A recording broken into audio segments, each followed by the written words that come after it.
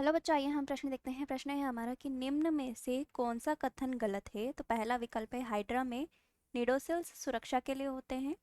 दूसरा है हाइड्रा में तंत्रिका कोशिकाएं अनुपस्थित होती है। तीसरा है हाइड्रा सिलेंट्रेट होते हैं। और चौथा है हाइड्रा जो है वह मकुलन दर्शाते हैं। सबसे पहले हम जाते हैं हमारी मुख्य अवधारणा पर, जिसमें हम हमारे विकल्प के बारे में देखेंगे, हमारे विकल्प पढ़ेंगे और उनको देखेंगे। तो हमारा पहला विकल्प है जो कह रहा है कि हाइड्रा में निडोसिल्स सुरक्षा के लिए होते हैं। तो हाइड्रा में सुरक्षा के लिए निडोसिल्स कोशिकाएं, या हम कह सकते हैं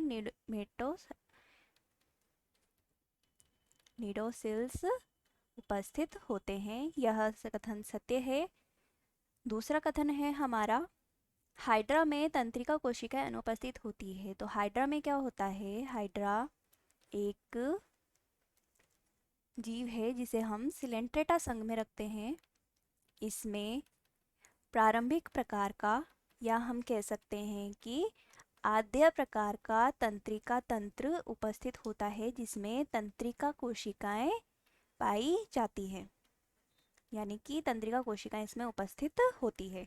तीसरा है हाइड्रा जो है वह सिलेंट्रेट होते हैं। हाइड्रा को सिलेंट्रेटा संघ में रखा गया है, इसलिए जो हाइड्रा है उसको सिलेंट्रेट भी कहा जाता है।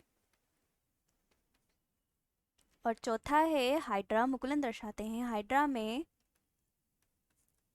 जो जनन क्रिया होती है वह अलैंगिक प्रकार से होती है, जिसमें शरीर का एक भाग बड़ा होकर के मुकुल का निर्माण करता है और वह कट करके शरीर से अलग हो जाता है। इस क्रिया को मुकुलन क्रिया कहते हैं, यानी इसमें जनन के लिए मुकुलन पाए जाते हैं।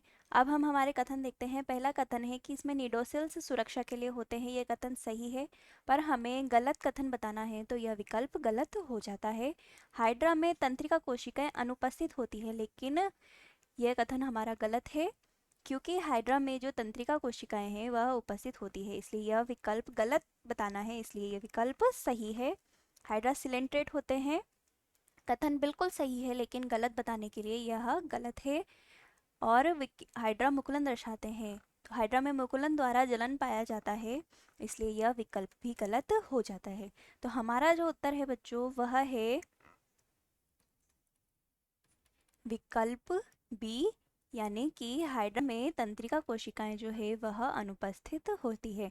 आशा है आपको उत्तर समझ आ गया होगा। धन्यवाद।